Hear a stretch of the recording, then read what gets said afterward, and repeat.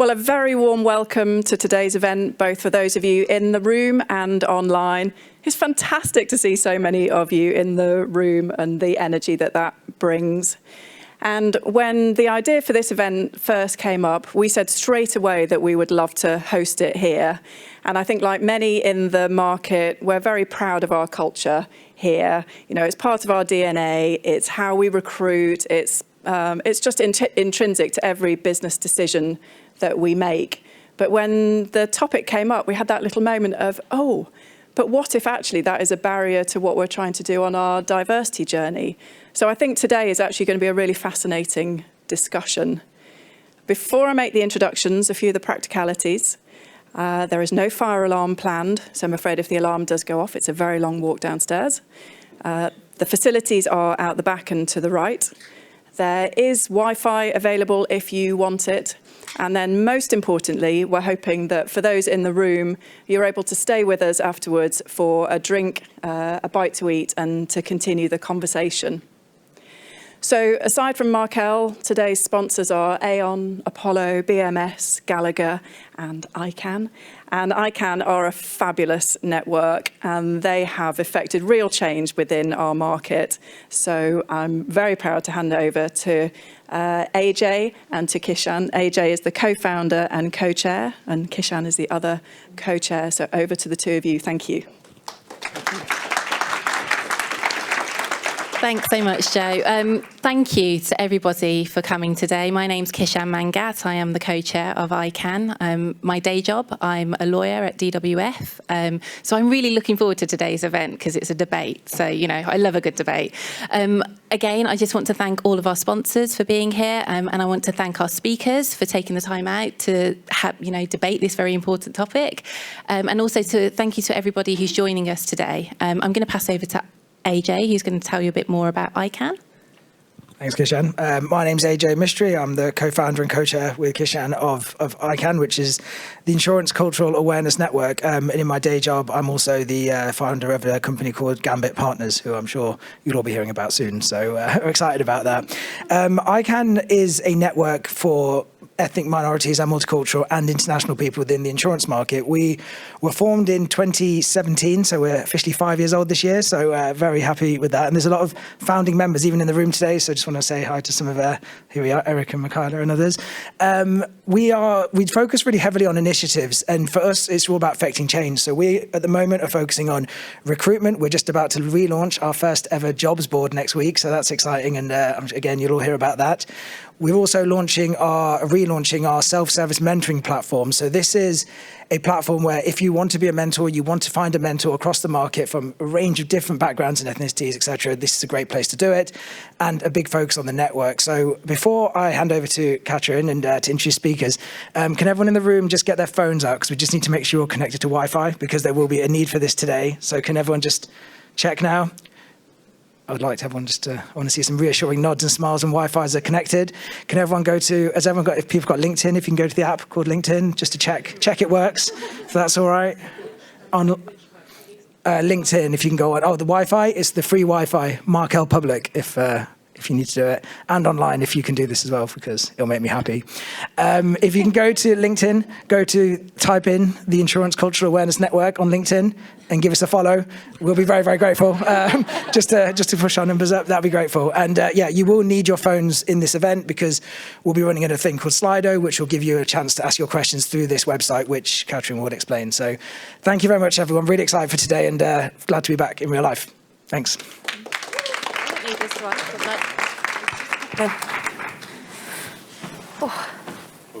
Yes, you're all up. Good. So, hello everyone. My name is Catrin Shee. I'm Editor-in-Chief of Insurance Insider, and it is my very great pleasure to be invited here today to moderate this debate. Not your usual panel discussion. It's a debate today, so a bit different from usual. I hope everyone will get lots out of it. Of course, this is an ICANN event, and it's for the Dive In Festival, and it's all a little bit interactive, so you do have to take part. So before we start, can everyone make sure that they can access sly.do, and the hashtag when it asks for it is #culturefit, all one word. We will be doing some polls, which are very important, and also some Q&A through Slido. So when you're prompted, please do go into the Slido app, submit your questions, submit your thoughts, take part in the poll. And that's going to be coming up shortly. So today, as I said, we're having a debate, and the motion to be debated is, in order to progress and be accepted at work, individuals should adapt to fit their organisation's culture. So we all wish to bring our whole selves to work. Can we, or should we? So we have two teams who have very gamely stepped up to debate this topic today, and we have Team 4 on my right. So they are arguing that in order to progress and be accepted at work, individuals should adapt to fit to their organisation's culture. And I'm just going to ask them very quickly to introduce themselves, starting with Oki.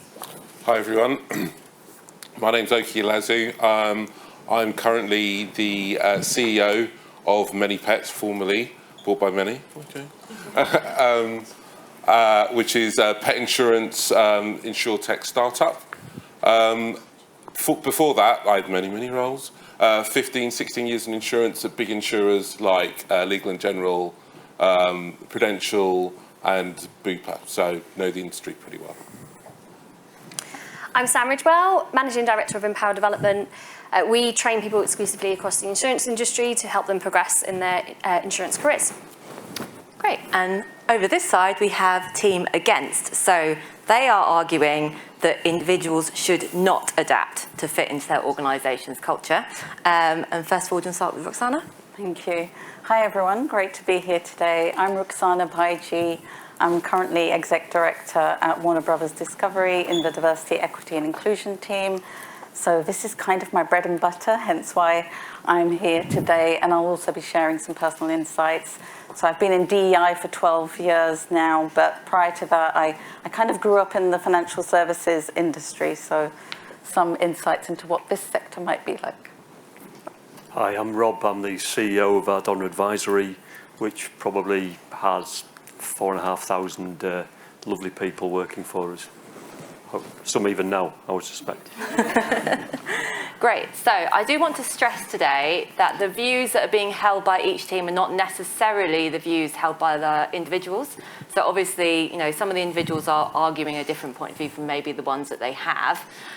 So for that reason, this is all Chatham House journalists, just be aware, online and in the room. This is all Chatham House. It's just to have a robust discussion to hope that all of you get the most out of it, essentially. Right, so now this is the time for interaction. So if you go onto Slido, and we have the poll. So we do actually want you to vote on the motion to be debated, and we're going to vote on it now, and we're going to vote on it after the end of the debate to see if your view has changed, okay? So please vote on, in order to progress and be accepted at work, individuals should adapt to fit into their organisation's culture. Please place your votes now. Let's see. Okay. This is where I have to fill the gap and fill the silence.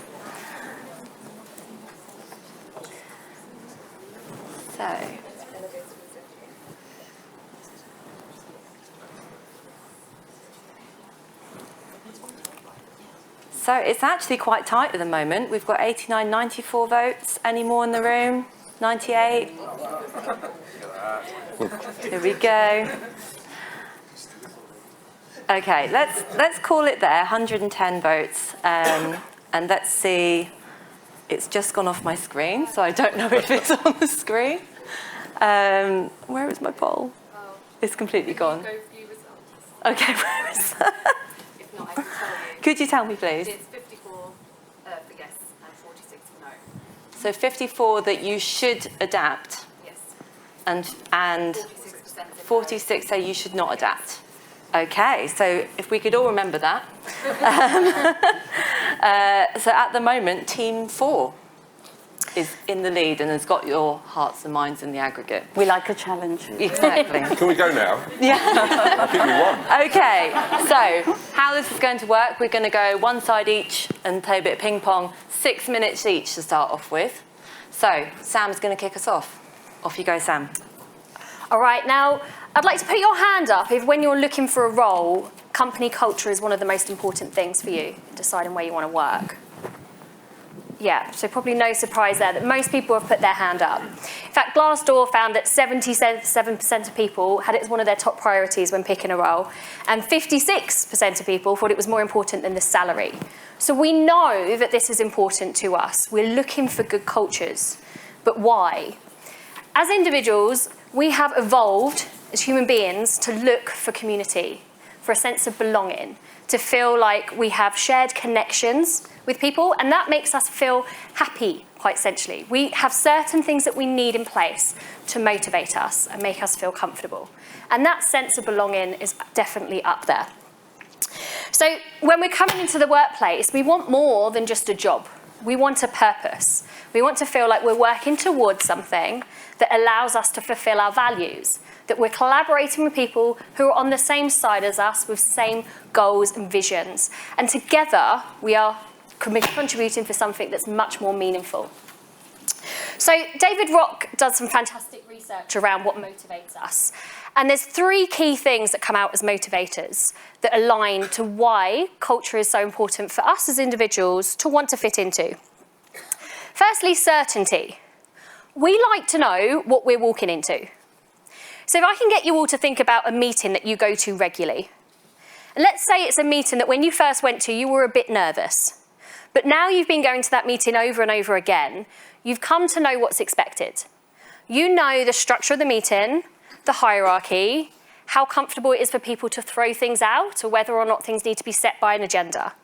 And by understanding that culture of the meeting, you are now able to better perform within it. You're able to feel confident, you're able to feel more capable and have more meaningful contributions because you're able to act comfortably knowing you're acting within the norms.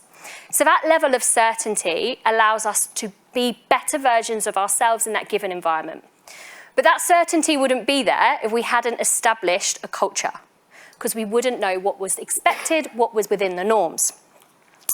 Another factor he picks out is autonomy. We like to choose things. We like to feel like we have personal choice. And if organisations, even if we stick to this same insurance market, had their own way of allowing everybody to bring their own individual cultures without identifying their own cultures first, how would you choose the organisation you want to work for? I imagine you all look around the market and you have certain companies that you think, I would work for them one day.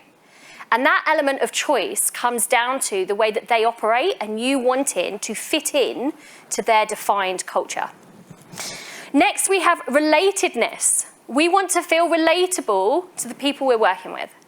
So imagine some of you get to go on events with your workplace, maybe like a charity day, and there's a sense of relatedness to your colleagues that aren't even in your team because you're working together for the same vision, under the same values. There's a connection that makes you feel comfortable with them as opposed to somebody who has a completely different role in a completely different organisation.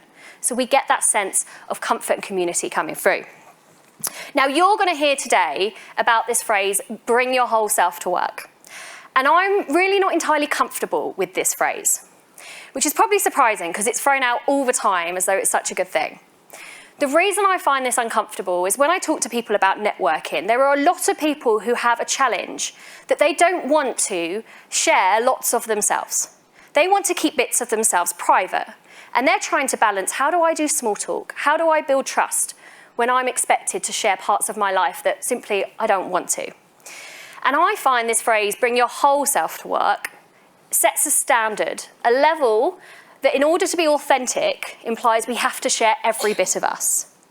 Now, me personally, I like to have some influence and some control over what I'm sharing. And absolutely, if you see me in this environment or if you see me in others, you'll still recognise me as me. But without a doubt, there are parts of my life I'm not sharing with you. Now, to give you a few aspects of those, without sharing the ones I definitely wouldn't share, hey, I might have a meltdown in the morning because I can't find a PE kit. Hey, I might be shouting at a referee at a football game on a Saturday afternoon. Hey, there will be bits of me that I think if you see me at, I don't want you to think of me in that way. I want you to see me in the way I am in my professional brand. Just as when you are socialising with your friends from school, as opposed to socialising with your colleagues, or you're spending time with your family, you are going to be a different version of yourself. All of those people should recognise you within each of those settings. However, you are adapting to fit into that environment that you're in, because that creates an environment that we can all feel comfortable in and we can all get meaningful outcomes from. So my final point is we've got 4 panellists here who are all going to put forward their points, and all of us are adhering to cultural norms of debate. If we didn't have these norms, we would be talking over each other. We would probably be somewhat disrespectful, interrupting, but we have to adhere to these cultures to make sure we can collectively work together in a meaningful way. Okay. Very nice. And now we go to team against. Thank you. Be yourself. Everyone else is already taken. That's a quote from Oscar Wilde. Damn, I wish someone had told me that many years ago. As a teenager, coming into the square mile, joining the Bank of England, a most prestigious organisation, full of individuals who had been predominantly to Oxbridge. I was a teenager from a working class background, South Asian woman, no university, so straight out of college. I was expected to go in and change my accent, speak in a different way. So what you're hearing now is standard English. I was trained to speak this way at the Bank of England. I was also told I had to fit in and adapt to the ways of operating at the bank. Quite often, those went against my moral North Star, my inner compass, my values, things like going to the pub, things like being forced to drink, many, many other examples which really were not me at all. I didn't feel comfortable. I didn't feel a sense of belonging. I didn't feel like I wanted to fit in. It just wasn't me at all. It impacted my mental health, impacted my well-being, provided distractions. Ultimately, it impacted my ability to get on with my work. I still did it. I still thrived because that's the kind of work ethic I have, but it wasn't good for me. I think organizations have come a long way since then and have moved from the notion of culture fit to one of culture add, and recognizing and valuing difference and the difference in our different identities as individual human beings. And that will be different for each one of us. Our needs will be different. Fast forward many years later to an organization just across the river, and it was a completely different experience. One where I was truly valued for everything that I brought to the table. My difference was a selling point. My difference was going to help the bottom line. My difference was impacting others around me to be themselves and to enrich the culture that the organization was trying to build. In fact, one of the most senior partners, who is a Sikh man, wears a turban, said to me, and at this point, previously, I wasn't a visible Muslim. By this point, I'm a visible Muslim. And he said, Rukasana, leverage the fact that you're a visible Muslim. People will remember what you say. If you go to an event, they'll remember the girl in the hijab. They'll remember what you have to say. Own your power, own your narrative, own your voice. Be who you are in your whole self. Bring that whole self to work and make it rock. I'll never forget Jeet's words, true inspiration. So knowing that not only could I bring myself to work, but being me, my voice would be listened to, valued, and heard is something that I wish more organizations would pick up on. There's so much academic evidence to support the why for the value of individuals bringing their authentic self to work. We know that individuals who can feel empowered, they have that agency contribute. They're more motivated, so you don't get the quiet quitting that we're hearing about on TikTok. It improves well-being. It improves performance and career outcomes when individuals are able to be themselves.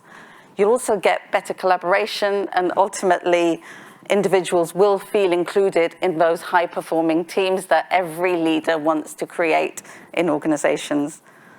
And back to that feeling included point that Sam mentioned, and let's dig deeper on that. We know that research from Greg Walton, Amy Edmondson, did some great research with my prior organization, Google, on high-performing teams and what makes those teams high-performing. We know it's having that psychological safety.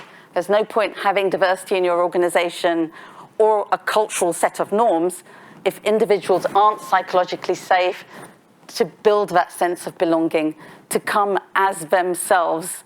They need to feel that psychological safety, to be themselves, to be able to take those risks, innovate, and be creative as their whole selves, because it's our differences, it's our frames of reference that provides that creativity and innovation. So if you're somebody that identifies from the LGBT community, you'll know from the signals around you whether it's safe to be out at work.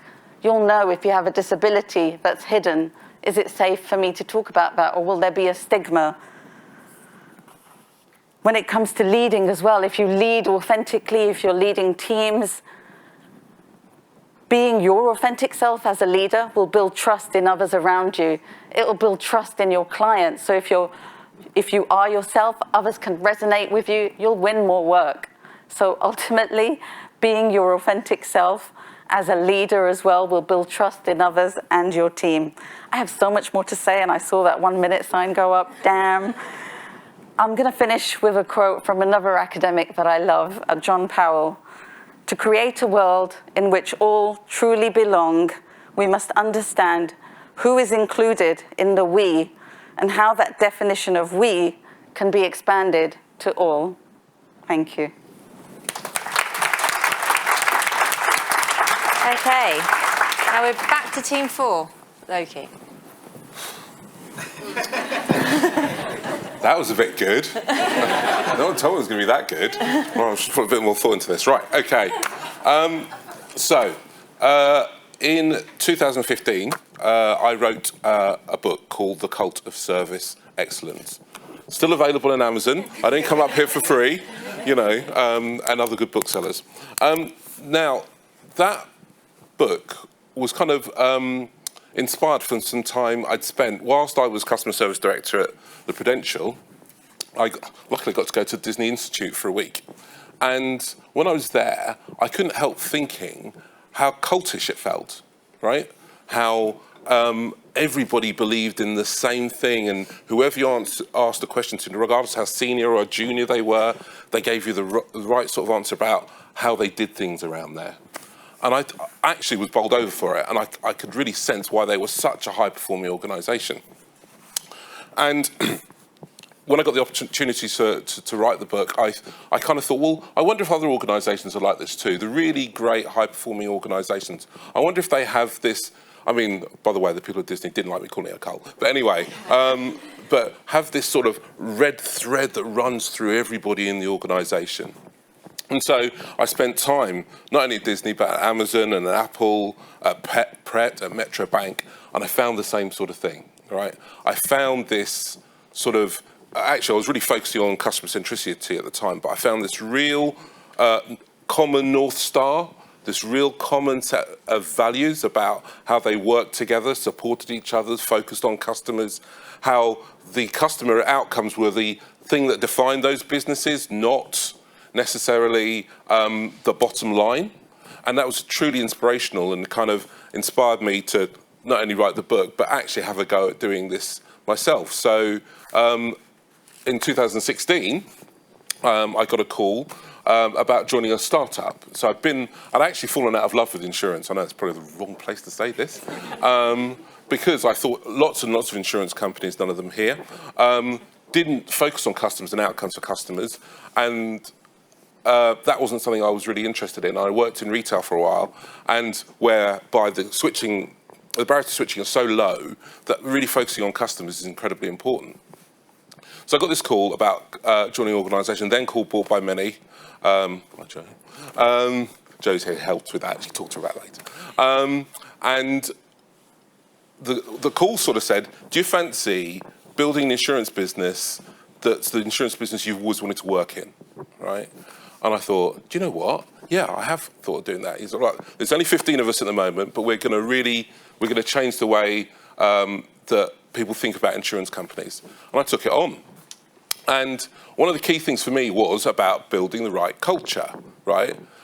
Building an inclusive culture, right? But it's still a culture, right? The organisation has to have a feel about it. And I wrote our first set of values. I interviewed the first 100 people to join the operational organisation, the first 100 people. Why did I do that? Because I wanted to make sure that they fitted in with our culture, with our business, our sense of values, our North Star, what we wanted to achieve, right? It didn't matter if they were black or white or orange or green, right? What mattered is they believed in the things that we believed in, right? And that was absolutely key.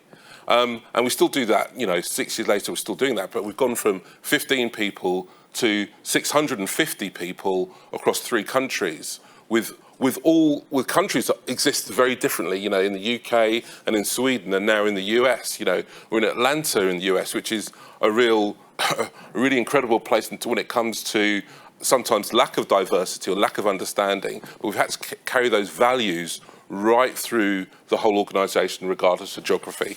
So I actually think fitting in is incredibly important, right? Incredibly important to create a high-performing organisation, right? Which others have proved, and I hope we're proving that too. But that doesn't mean that culture shouldn't be an inclusive culture, right? And because remember, values are just the way we do things around here. So you have the right culture built in the right way to include all. I think it's fair to say people should fit in with the culture of the organisation. And if the organisational culture isn't right, and you're lucky enough to be a senior person in the organisation, you can change it, right? We noticed when we were 15 people, our culture was based around drinking. When we opened an office in Birmingham, that didn't work. So we changed it, right? So cultures aren't fixed, right? They're things that can move and can change. 1 minute. That's all right, because I'm almost finished. I'm all for it. I'm all for strong cultures in organisations, strong inclusive cultures in organisations, and I really do believe that people should fit in with those cultures.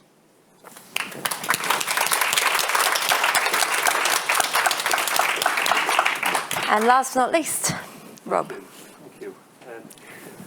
You never know what it's like to go last, do you, to think there's all been these clever things said, and they've been brilliant arguments. And I won't be quoting learned people. I won't be quoting people that will give statistics or percentages. I'll just be trying to talk about my views on these things, which is a council house lad from Hull with a northern accent, a propensity to speak his mind, and who really didn't get formal education, but now has 4,500 colleagues and 4-point-some billion of premium under control and influence. So it would be lovely if I could talk about these sort of hypothetical debate, but this is all real to me. It's real. There is a war on talent. There is a war on success. Life is hard. You don't meet great people with opinions and provocations and choose to say, we don't welcome that at our door. We don't need your innovation. We don't need your drive. We don't need your self-determination. No, look at our culture. It excludes all of that. So who would say that?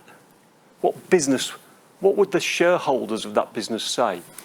So as well as sitting here, a husband, a father, a son and a brother, I sort of sit here as an employee of a business whereby I live my truth on a daily basis, but also as an employer of people who wouldn't feel right from a conscience perspective as well as a P&L perspective, not allowing an environment where people could be themselves. And it's interesting, isn't it, that,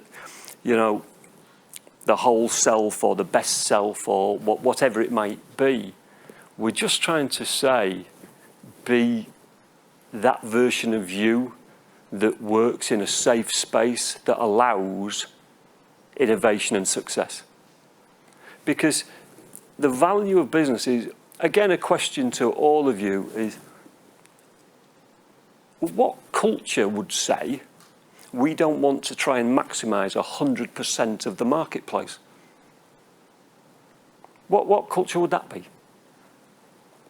Of course you want to maximise all of the marketplace. And as such, you need all of the representation of the marketplace, which is all of us.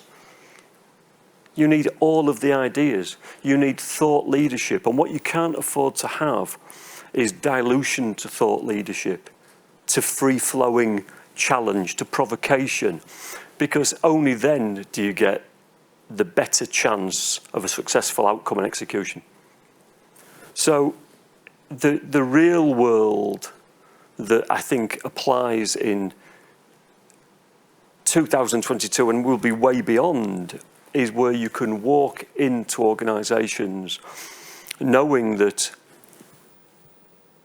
you can be, and I quote the entry level as the music played, be brave, be brave, be brave. And if you think about the mental health agenda and resilience, my mum was pretty tough. So I just lived with my old ma, but she was tough, and she said, never lie, Rob, because you're not clever enough to remember them. So never lie to me. And actually living a lie is exhausting. It's exhausting. I won't, maybe as I've got older, I've been less able to live lies because life is getting shorter for me than it is for all of you. But I think the thing about, I love my family. So the advice I give my family is be thyself. And to love others, start by loving yourself. And you will not manage to love yourself sufficiently by having this idea that you can't say what needs to be said. And it starts with a fundamental of an organisation wants you to have those core non-negotiables. Without those, who are we? We're lost. So any business that says, oh, actually, you're really, really talented, but you're a bit bullshit, or you're a bit opinionated, or you look different to me, or you sound different to me. I get it, 1 minute. Then come to see me, because I am a real person trying to balance this very difficult, sometimes cruel world that lacks equality at face value. And therefore, I can't find these wonderful, talented people and say, do you know what? I can't look past our culture, because our culture needs you in it. And I'm going to leave that 5 seconds for the applause.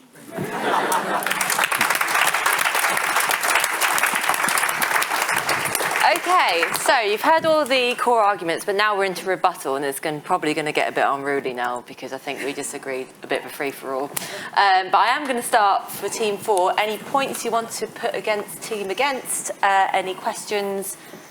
I'll start with you, Sam. Yeah, so I love the examples that you were sharing, particularly of where people feel comfortable. And what I can't help here is an environment and a culture where people feel comfortable. So I do absolutely agree that we should have scenarios where you can come in and be yourself, absolutely. That's the culture. And if organisations aren't providing that, then the idea for me of getting out isn't necessarily the company saying getting out, but it's also for you. So there is a war on talent. You do have a choice in where you want to work. And if you're in an organisation that doesn't allow you to feel comfortable, that impacts your mental health, absolutely, I would say, get out. I do think we should always try. We should look for mentors, people who have succeeded in an organisation who can give us some guidance. But we do have that option to allow ourselves to find a culture like the ones you describe, because there are a lot of organisations that are doing a really good job and are also open to hearing the criticism where their organisation isn't doing so well, and you can be part of that. And if you don't think it's an environment that is going to work for you, then for your own sake, don't put your whole self in there. Don't quiet quit because you lose out by quiet quitting. leave the organisation because their turnover, their staff turnover, will be impacted, and they will learn the hard way that they are behind the times. Yeah, this mythical two-headed beast with a forked tail, this day, who is this day? Businesses are made up of people who agonise over trying to do the right thing, not the wrong thing. You know, I used to look at the gaffer or the board and think, gosh, you know, how could they be so stupid? How could they not see what I see? But actually, you know, you get old and you end up on these things and you realise that, but you haven't sold out your values. You're still that kid from the council estate with a 50p metre. So you get what you're trying to fight for in a business. But boards agonise and debate how we can be inclusive, not exclusive, and how we can provide that environment to do well. So the argument that, you know, if the culture doesn't fit, leave, is a binary argument, because no culture doesn't include great people. I've never seen a business that doesn't include great people, and an open mind to attract them and, of course, to retain them. So, and one of the points you made, which was, you know, it is our culture to not talk over one another in the 6-minute slot. I wonder if you confuse culture with manners. I would because say they're the same. different things. Manners are a form of norms that we create to make ourselves get along with one another, which is essentially a norm of how we do things. And if we look at that, manners in one environment is different to another. So if we say please and thank you, hey, here, we're probably going to say please and thank you quite a bit more than in other parts of the world, because it's our culture to apologise a lot. Hey? So manners in themselves aren't a matter of fact everywhere. They are a cultural setup based on what's normal for you. I don't think any environment's going to thrive if, when you speak and try and give something that's helpful and supportive and somebody instantly speaks over you. I don't know where you go in the world where that's a good thing, but it's not a great thing here. And actually it hurts in Hull. It hurts. Right, we're going to move on from this. Yeah, if I just wanted to bring in Rukasana here, if you want anything to put against Team 4. You talked about norms, you talked about kind of being ready for how a meeting is going to be run. I think that's very different. When we're talking about kind of ways of working and ways of operating, and norms is very different to almost the culture and the experience of inclusion and feeling included, or even knowing that your voice and your space at the table, even if you're leaning in, is your space welcome? Is it heard? And that's quite often not even the kind of fitting in, but seeing who around you is progressing through the ranks, where maybe certain individuals are left, and there's been research from many organisations on that sticky middle. You do find people who maybe don't fit into a majority group or a particular way of looking or operating. You do get that sticky middle. So I do think norms and ways of working are very different to what we're talking about here in terms of being your authentic self to thrive, and being organisations welcoming individuals to be their authentic selves.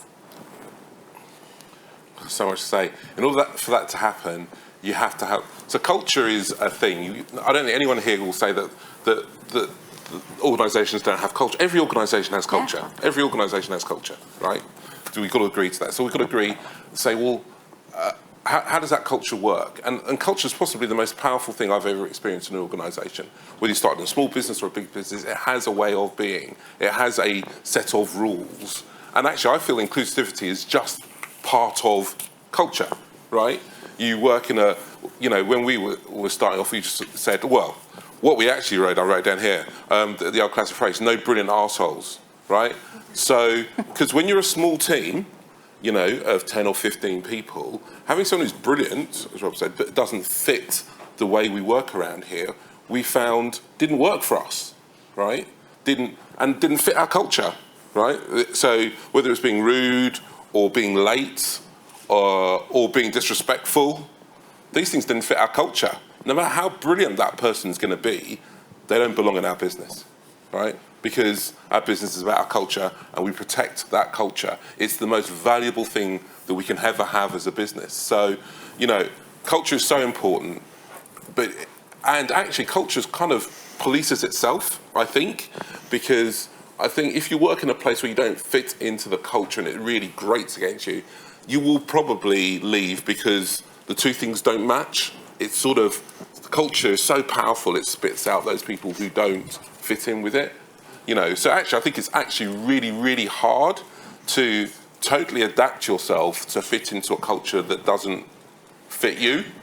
You know, that's why when we interview, we make it a two-way thing. We say, I want to find out about you, but you should find out about us, right? Because you need to find out whether this is a place, this is a culture where you can thrive, right? And you should make the decision that it's not if our norms, our way of being, our values don't fit you. Anything to respond to that? I think for me it's to get, I agree with almost your 6 minutes as well in terms of, yes, organisations need to intentionally foster that culture of inclusion. They need to build that into the ways of being, operating their values, although how many people remember values of organisations? I'm not sure. What people experience is that day-to-day culture. So forget what's in the values. How are the people around you treating you? How are the interactions in terms of that middle management layer? So not even what the leaders are saying about the culture, but those everyday interactions. If we can build intentional inclusion into the culture in a way that it impacts people's daily lived experiences and daily interactions, that for me is when culture is really truly working, whatever that broader culture might be. If I could maybe add just a little sort of build to things. So we accept that successful businesses have culture. Great. We accept that there's good manners in business. We accept that people wish to work in a safe space. But you can't have a world where you talk of inclusion but exclude, brilliant minds or people that have a contrasting view, because it might be that contrasting view that saves you from a really expensive mistake. And whether they wear a tie or have tattoos or they have this or do that or do the other matters little to the quality of that intellectual debate. And the creation of a brains trust helps business. So the question that we were trying to debate was, does business benefit from allowing all of their people that voice?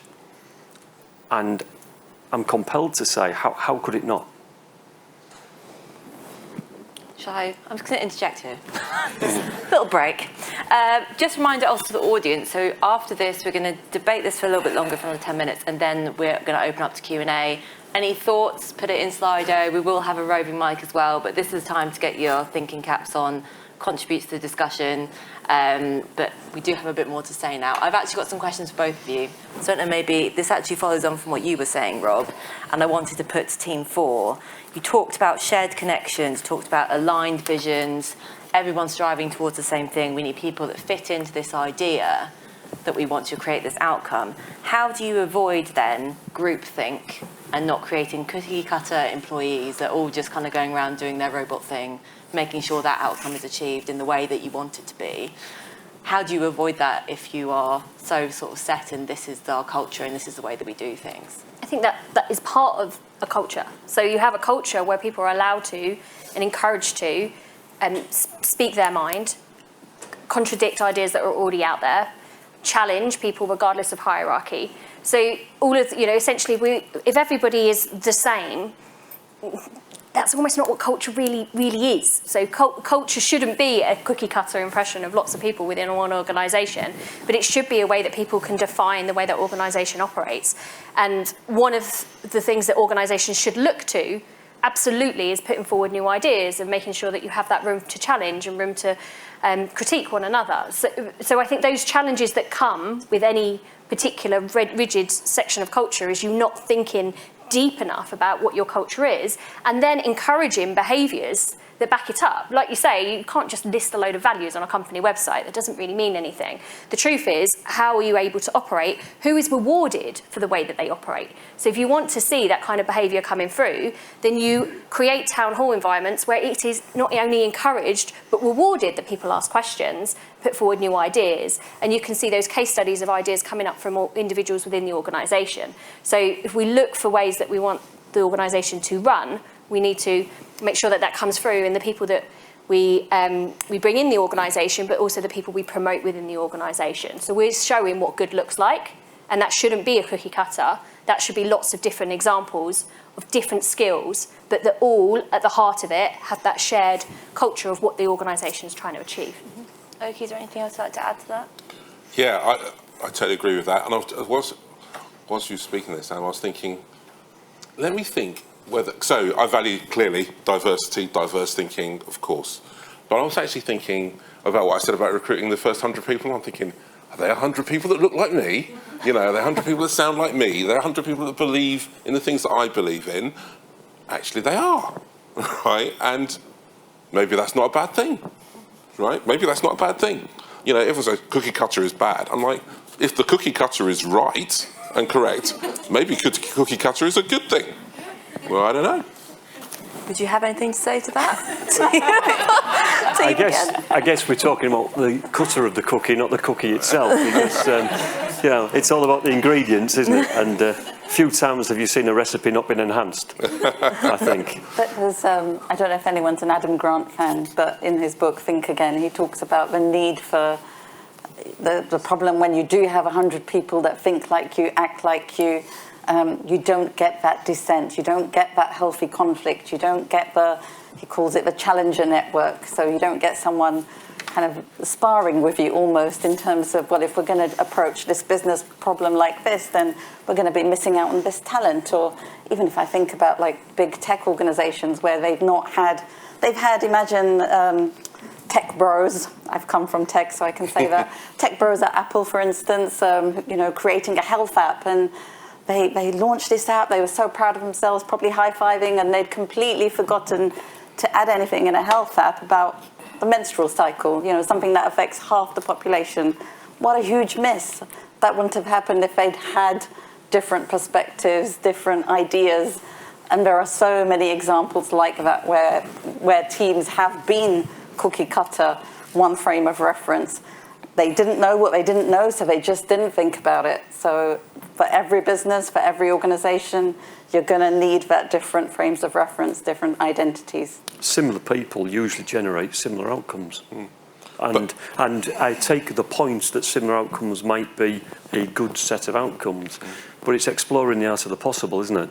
Having somebody, and I always have to think very carefully that he's different like me, not different to me. Bear in mind, we're all different. But the more ideas, the more a business minimises the chance of failure. You know, it's that simple. It's a sieve mechanism to find the nugget. But Sam's point is valid, though, because if being contrary is part of your values, what you look for as a person, and everyone's contrary, then you get what you just asked for, because that is in the culture. I think all the points have been valid to be contrary. So I put a question to team against as well. Rukasana, you talked about, you know, owning your power, owning your narrative, having lots of, you know, letting your strong personality traits come through, having lots of diverse thinking, etc. Does this not create sort of chaos in terms of everyone voicing their opinion? You can't get things done because you have to go round and round the circles time and time again. You know, if your business is trying to get things done to a certain timeline, you've got certain deadlines, you know, but you want to hear everyone's views, how do you square that circle when, you know? I think it's all about context. So it depends on what the circumstance is. If you're going to have, say, for instance, a team meeting where you want those views, you want everyone to feel psychologically safe, comfortable to be able to express their views and opinions. Obviously, if it's something where you're just assigning tasks and delegating, clearly everyone will be doing whatever they've been hired to do in terms of their job descriptions. But what I'm talking about is that moment where is the engagement valued, and are those individuals psychologically safe to provide their opinions and thoughts? Anything, Rob? Yeah, I think there is, most businesses have a form of hierarchy, and ultimately ideas feed in, and the CEO to some degree executes the will of the board. The will of the board is based on information that comes from him. But if I give the impression that 4,500 people down tools every time a decision has to be made and we have a good chat about it, that's the wrong impression that I've given. But people have the right to be involved in things that are going to shape outcomes and feel as if their DNA and their intellect has been thrown into the mix and that it's been treated with the respect it deserved. And all that you really need to square that circle is some feedback mechanism that says, do you know what, this is the direction we're going, even though you raised a great point to go somewhere differently, and this is my rationale. You know, I think there has to be, you can't just have, you know, people be enthusiastic about giving great insights and it feels like it's rebounds back off the wall. You've got to have feedback mechanisms. Can I add? I think organisations and leaders also need to ask the question, what are they missing out on? What are they not hearing? Because I'm in the media sector at the moment, and, you know, whose voices are we hearing? Whose stories are being centred? There are so many stories from underrepresented communities, from talent that's just out there that we're not lifting, we're not elevating. So there's work happening behind the scenes. So as part of my remit, finding those voices, diversifying content that we're seeing, because quite often we're not seeing that content or hearing that content, not because it's not out there, not because those ideas aren't out there. There are more South Asian actors aside from Mira Sayal and Riz Ahmed. We just haven't, we're just not lifting them. So we really need to ask the question, who's the talent that we're missing out on, and whose voices do we need to lift and centre? Yeah, okay. We've got 5 minutes. Oh, no, we don't. We have to go to Q&A now. Sorry. Great. So let's open this up to the floor then. And, oh, good. Lots of hands. Excellent. Right, we have a roving mic. Michaela, do you want to go first?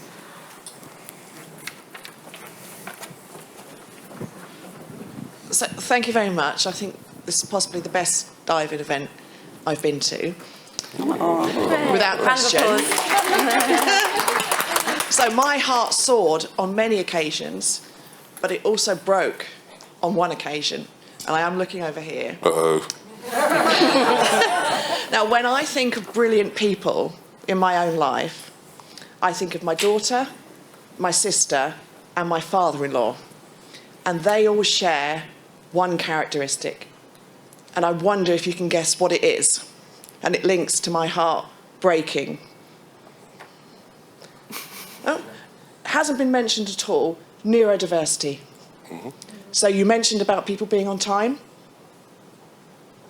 Yeah. And that's a person that you would not employ. Funny, what's really funny about it is anyone who knows me knows that I'm late more than anyone else you possibly know. So I think I was being generic rather than specific in saying that. Often I've employed people who've been very late to interviews. And that is a characteristic not shared by everyone, but one that I see. My daughter's autistic, she has ADHD, my sister has ADHD, my father-in-law's autistic, has ADHD. They're at the top of their game. And I think what's missing from this fit in or get out, if there's a question mark, can everyone, is that a question? Is that an option to everyone? And I think for neurodivergent individuals, changing their behaviour to fit in is just not an option. And that's why we see in autistic communities in the UK an employment rate of under a third. So, Rob, when you were talking about the family, about brilliant minds, as my daughter progresses in secondary school, I'm thinking, which organisations are going to see her as a brilliant mind? Now, she doesn't say please and thank you as often as other people do. She doesn't. She loses things. She speaks her mind.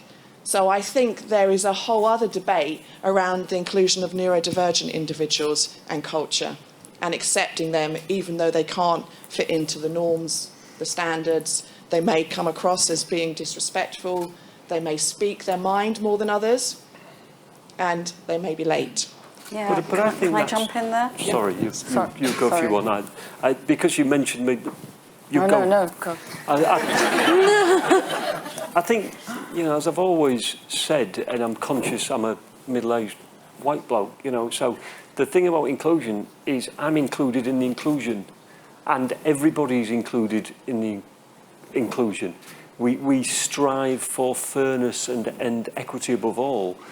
But I think there's a conversation about once you know, you can deal with things.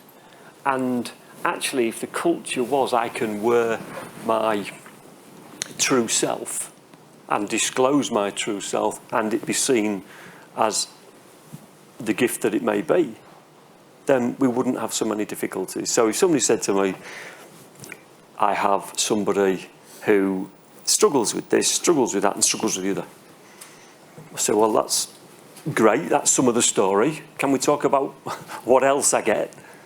Yeah, but superb at that, superb at this, and outstanding in the other. Hey, I'm already thinking, well, how do we work around this? How do we make it work? Can I? Yeah, Oh, just sorry. on that point, I guess I alluded to it with my hidden disability point, but I think many organisations are intentionally building that culture of inclusion for individuals with neurodiversity specifically, with everything from real estate design, so having a quiet room, having spaces away from kitchen areas, being mindful of what are the signals. So if your daughter is entering the workforce, hopefully there will be signals for her and other individuals to know that the organisation is thinking consciously about neurodiversity. And there are many organisations. We did a campaign when I was at EY, I'm pointing there because it was just across the river, where we focused on the strengths. So if somebody has autism, what are the strengths of that individual, and then how can we leverage them? We had a colleague that was deaf, so we talked about her ability, to read body language in a way that I wouldn't be able to, and what were those different strengths, and really lifting, elevating and celebrating them. So I think organisations are coming a long way, but so much more work still to do. Can we go to Oki quickly and then we'll take another question? Yeah, I think thank you for the challenge. And actually it's made me in those 2 minutes think about things. So neurodiversity is one of I think the most challenging subjects when it comes to inclusion. Gender is there, we can all see it. Your race is there, and see neurodiversity is very, very difficult. And it can be difficult. When I said brilliant arseholes, I thought you were going to say, you said arseholes, and that's very rude. But actually, then made me think, well, what makes people think that person is an arsehole, right? And is it a behavioural thing that could be put down to neurodiversity? So you have to sort of reach in behind that, the why. What is that behaviour and why does it exist? And then if you can understand that, then you can try and find ways of making them fit in the organisation. In our organisation, we've been doing lots and lots 2 years about understanding different people, right? And we started with race, and then we went on to gender, and we have had amazing sessions on neurodiversity. And hopefully I'm not the only one who was actually challenged my thinking in this space massively. When you run a contact centre of 100 people, being late's an issue, right? It's an issue. And if someone's constantly late, that can be a problem to the management and the running. And sometimes someone who's constantly late can't fit in that environment. But can they fit in a different environment and be their true self and bring their brilliance? Not one that means if you're an hour late, your whole teammates have to do more and your customers lose out, and so on and so forth. So I think it's a great challenge, and for this forum, one that we have to think about a hell of a lot more. Next question. Great. Just a reminder, our panellists are keeping their for and against hats on for the time being, but they will say if they're taking them off, basically. Great. So I'd say the majority of us probably work in the insurance profession or the insurance industry. And I think it's safe to say that each insurer, each brokerage will have their own distinct flavour, right? You can tell what their culture is. And I'd say it's quite rare to find someone that doesn't fit within their culture. And if they're still there, it means that they're leaving soon anyways. I guess traditional insurers, we are very risk averse. So to actually innovate, we need to go into that very high-risk space. It's very unusual. Do you think that's why we don't want to bring people in who are, different mindset, might not be a good fit for the culture because we're scared they're going to kind of push us and it's going to be too high risk? Is that something we struggle with in insurance specifically? I'll go to Sam and then we'll go to Sam. Yeah, I would love to say, no, we're great at that. Like, look at how many people have come in. But I think if we look at the timeline that even I've been in insurance, we've looked for that. Probably realised we're not great at bringing in people from tech or innovation. And what we've, I think, done as a more risk-averse approach is partner with companies that are. So I think probably maybe that's a weakness, but arguably then a strength of the industry that we're able to identify where our weaknesses are and look for the opportunities within it as well. Even better if we were bringing people in, but arguably if we brought them in grassroots and grew them as our own, we wouldn't create them to be innovators and disruptors in the same way that the tech industry is. But I'm sure you're much better suited than me to discuss that. Yeah. I'm not saying I am. I'm thinking as we go about it, and I think you're absolutely right. And the great thing about being at an insurtech is it's felt so different from insurance, and even big insurers have realised that actually they have to break their own culture to create companies like that. So Joe, you can have Munich Re and they have to create some completely different division, completely separate, because they have to say, you have to be so different to the guys in the mothership. But the mothership will always draw them in, And so I think it's great. What I would love to see is more companies like ours do well and thrive and actually show a different element to insurance. Lots of people who work in our business don't know anything about insurance, right? They're retailers or they're tech guys, and they challenge our thinking on things that can and can't be done. And to when all the fish are going left, to go right, so I'm taking my hat off a little bit now, you need diverse thinking, right? You need to think people have done and seen and experienced. Remember that, voters? I'm allowed to do that. You are, I'm pleased you have. Yeah. You need people who come at a problem in a completely different way. If I could have 1 second on that, if you don't mind. Of course.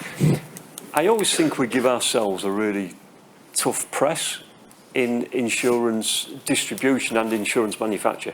I think, how do satellites get their coverage? It isn't through lack of innovation. How do we deal with clinical trials for new drugs to deal with COVID at speed and everything? It isn't through lack of innovation. So I think sometimes we should take a look at what we do. And we were a flurry of activity earlier on because, with the Floridian storm was at 1:55, and we've got to find ways harnessing data and innovation. That if losses that were unpredictable become more and more predictable, we've got to be even more innovative how we deal with both the risk transfer and the risk management. So I still think that diversity of thought, opinion and provocation, and just the old-fashioned way we're doing that. Great. We have one question of the lady over here, and then we'll take one from Slido, which we have loads, by the way, so I'm sorry. We won't be able to get through them all. Thank you. I have to agree, first of all, best dive-in session I've attended this year, last year. This is great. Thank you. Thank you. What about taking this from a different perspective? I think we've been talking about adapting, an individual adapting to the norm of a culture or company. What about if you're trying to cultivate your culture to be more inclusive, requiring or asking people to adapt to diversity coming in? We've not talked about that, and that's important. Do you mind if I... No, go for it, yeah. I think it's a great provocation. I think we are, in truth. I think we are doing it. We haven't spoken about it, so you're right. But I think it's one of those things that falls under good conscience. I think my biggest problem, and there's self-awareness for you, isn't it? In terms of being my age with my upbringing, is I only knew what I knew. And I had to ask people lots and lots of questions, get out my comfort zone, make a couple of apologies for being uncomfortable once or twice and clumsy once or twice to try and evolve the duty on myself for the evolution of someone to be their best self and a half-competent leader. So one of the things that we say is, and yes, it may sound very uninteresting in terms of have you done your module on this form of awareness and that form of conflict management and that sort of psychological assistance and all sorts of things happens all of the time. All of the time. One of the reasons I am here, and it isn't actually that comfortable, it's not the easiest of environments, is because too many people have good hearts and good intent and say nothing for risk of saying the wrong thing. And the whole education piece that we do is to make that change, to say let's celebrate all of our differences, agree on all of the things that bind us, and let's just work to equal up opportunity and equal up outcome. And I think that's what's happening. But I think, again, it's happening far more than we ever talk about. And we talk about things in the city that's happening in the city that are so bad because they grab great headlines, and it's deplorable, some of the past and I'm sure current behaviours. But there's some wonderful things done by some great people who are actually saying, I want to learn more, I want to understand. So I think there's more goes on than possibly is talked about. Do you want to come to... Yeah, I mean, I said earlier you can often identify a culture based on who they recruit and who they promote. And the third bit to that is also who goes. And I would say that, again, one of the issues of being risk adverse is we're sometimes slow to make tough decisions as an industry, and that needs to speed up, and they shouldn't be tough decisions. So I think as cultures improve and become more inclusive in organisations and conversation becomes more transparent and there's opportunities for people to say that wasn't okay in a situation that allows them to feel like they're only going to be supported through that conversation, then we can absolutely improve the removal of bad behaviour. But we have to create the culture where people can speak up first, because otherwise a lot of this stuff goes on without it being essentially swept under the carpet, and people aren't able to be held accountable for bad behaviours that go against the culture that organisations are looking for. Great, we've got one question from Slido, and we're fast running out of time. So Alex from Ardonagh says, why do we see the lack of ethnic minority leadership in insurance if people are supposed to be themselves? I don't see it. I guess that's going to be me then. Yeah, maybe. And I think it's fair. Okay, I've done so well, and probably now will. I believe that the best person with the best experience and sort of at that point in time gets the role. Okay? Meritocracy. So I think a true meritocracy is the only way that satisfies what is my view on fairness. However, the problem is too many people that look the same have had the experience earlier on that stops the playing field being level. And a lot of the CEOs do their virtue signalling and say, don't you worry, on my watch 3 years from now. But it doesn't take 3 years, it takes 20 years to really say we need to change the way we recruit, change the way we onboard, change the way that we've got to equal up the experience base for our future leaders, and then it will be different. But at the moment, this is making it very personal about me, but because my maths isn't great, if we say I've got 4,000 people and they come from families made up of however they are made up and each has 3 dependents, when you've got 16,000 mouths to feed and 4,000 mortgages to pay, you have to deal with as near to certainty of outcome as you can get. You can't say, well, actually, that person there hasn't got the experience, but I've got a really good feeling about them. You have to go with the experience and the position at that time to guarantee some form of outcome, but you then explain and you make sure the organisation can embrace that talent as future talent, invest in it, nurture it, coach it and mentor it, and so that 10 years or 15 years from this point in time, and certainly sooner if possible, I would qualify, that we're not having this debate. The debate should always be best person, regardless of how they look, how they sound, just best person. But we share the responsibility in creating that level playing field. Rukasana, I can see you were like, I want to say something. Next ICANN team, next debate topic, the myth of meritocracy. So I won't go into it now, but yeah. Anything else? No? Pass it to the other side? Yeah, I agree. I believe in equity more than equality. And that means in order to affect change, you have to lift certain people up more than others to start the change. So I think the meritocracy is right, and I love sport, the best person, and so I agree with Rob.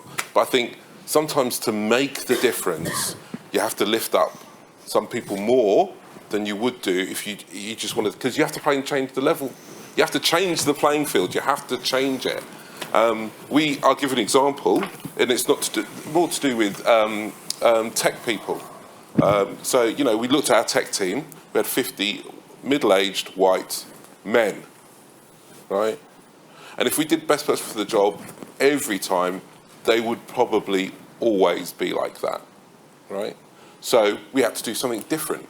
And so in certain situations, we had to create more equity, which means that actually maybe someone was maybe almost quite as good, but we want to make an effect, a change. And that means we made decisions that could be seen as suboptimal if you always want the exact best person for the job. Now, whether that's right or wrong, I don't know, right? We're coming back for that debate, aren't we, apparently? We can come back for that debate. I could be wrong. It could be completely the wrong way to do it. But otherwise, we just couldn't see how we could make a change. And now we have both people of colour and females in our tech team, right? Okay, I think that's the end of Q&A, I'm afraid, but we still want you to do a bit more work. So we're going to rerun our poll and see if people have changed their minds.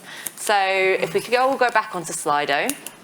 And the question is, in order to progress and be accepted at work, individuals should adapt to fit into their organisation's culture. Do you agree? And when we ran this at the beginning of the session, it was 54 agreed, and the rest did not agree. So let's see what the outcome is now. So please place your votes now. Okay. It's quite interesting. We're almost halfway, so please keep going. Hopefully we can get to 120 again. It's very quiet. Very quiet. Okay, we do look like we've got a clear winner already.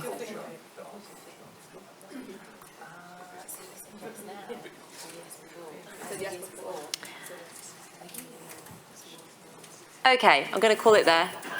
So, we have a winner, and we have flipped it round. So, 66% do not agree that 66% do not agree that individuals should adapt to fit into their organisation's culture. So, I think you can call that a bit of a success. Team again. Thank you very much. So, So that was really interesting. For our last sort of sum up, obviously very gamely our panellists have adopted a stance. So we're just going to give each of our panellists just one quick minute or 30 seconds just to give their personal view on this topic. I don't know which way you want to go. How about Rukasana, you go first? We'll go the other way around. Thank you. So I do believe that organisations should be intentionally building and fostering a culture of inclusion, led from the top and focusing on all the different layers. So building that accountability of inclusion. So it's not about supporting or fixing the underrepresented communities or individual with neurodiversity. It's not about fixing them. It's about leveraging their strengths and accepting them for who they are. Rob? I mean, it's very difficult to follow that and disagree in any shape or form. I assume you've read my notes. But I think I go back to how we agonise to do the right thing, not the wrong thing, and to keep the current people safe whilst making sure that our culture and our people are safer and more inclusive in everything that we do. So I just think, you're all future and current leaders, and the weight of responsibility is very real, and the world has to be a better place tomorrow than today, and we work hard to try and achieve that. Okay, Sam? I'm sure a lot of you agree that I've pretty much agreed with everything that everybody said all night, and okay. And I'd probably say I agree with adapt. I don't agree with change. So it's the interpretation of the question for me. I think adapting is still being ourselves and flexing, but we shouldn't ever feel like we have to change. Yeah, you agree with everyone else? I actually think I believe everything I said. This is terrible because we lost. I need to rethink this. Roxana said it perfectly. I do believe in cultures. I think it's impossible not to believe in cultures because they just exist. They will always exist. So as leaders, you've got to try and create an inclusive culture where people can be themselves as much as they need to be in the working environment. I thought you were very this one. We have that question in our questionnaire. Can you bring your whole self to work? A lot of people have said, I don't want to bring my whole self to work, right? Why have you asked that question? I don't want to bring all of me to work, but I want to bring enough of me so I feel like I can belong and do well and thrive. And that, for me, is the whole role of an inclusive culture. That is a great place to start. So please give a round of applause for, I think you agree, our excellent panellists. And obviously, thank you to Markel for hosting and ICANN. And we've got Felix that's just going to round off. Hi, everyone. Thanks. My name is Felix Wong. I'm very proud to be a member of the ICANN Steerco. So events like this are really a lot of work to put together, and I've been really privileged to be part of an amazing team that's done that at ICANN and beyond. So I'd just like to say a few thank yous. So thank you firstly to the Diving Festival, obviously, for giving us the platform to present this. Thanks to Kishan and AJ and Natalia and the rest of the ICANN Steerco. And then thanks to the amazing organising committee. So thanks to Arit Amana, Andrew Corbin, Kate Gardner, Louisa Irwin, Priscilla Azubana, Alicia St-Hilaire, whose original idea this was over a slightly drunken conversation in a restaurant once, and Mira Taj. Thank you to you, our audience, both here in person and folks online. I do want to say thank you again to our sponsors, Aon, Apollo, BMS, Gallagher's and Markel. Thanks especially to Markel for hosting this event in their amazing facility and the after event as well. So those of you that are here in person, as we said earlier, please do join us for a drink and an opportunity to reflect and perhaps continue the debate. Those of you that are online are going to be leaving us now. Before we leave, I think it would be great if we could just show our appreciation one more time for our amazing panellists and for Catrin, Rukasana, Rob, Sam and Oki.